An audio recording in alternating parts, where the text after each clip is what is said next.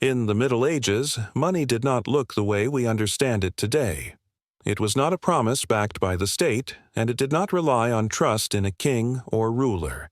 Money was a physical reality, metal that could be weighed, tested, and divided. And the core of this system was silver and gold. Silver became the foundation of everyday transactions not because it was the most valuable metal, but because it was available in sufficient quantities. It was easy to divide, practical for taxes, trade, and wages. Most people never held gold in their hands, but silver moved through markets, roads, and cities every single day. It connected the economy from the bottom up. Gold played a very different role. It was the metal of large transactions, reserves, and power.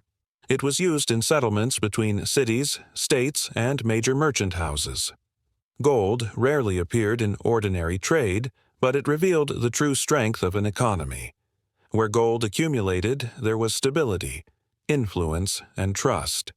What truly mattered was not the shape of money, but its weight. Coins were not seen as fixed units of value. They were cut, weighed, and tested.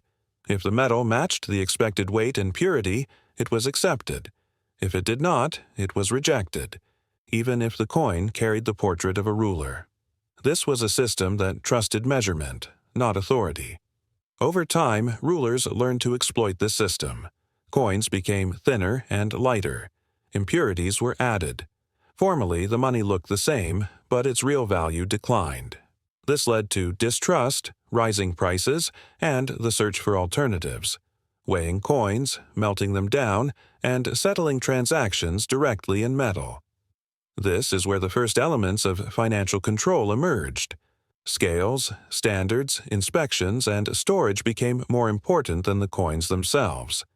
Money stopped being just a medium of exchange and turned into a system where trust depended on weight and purity.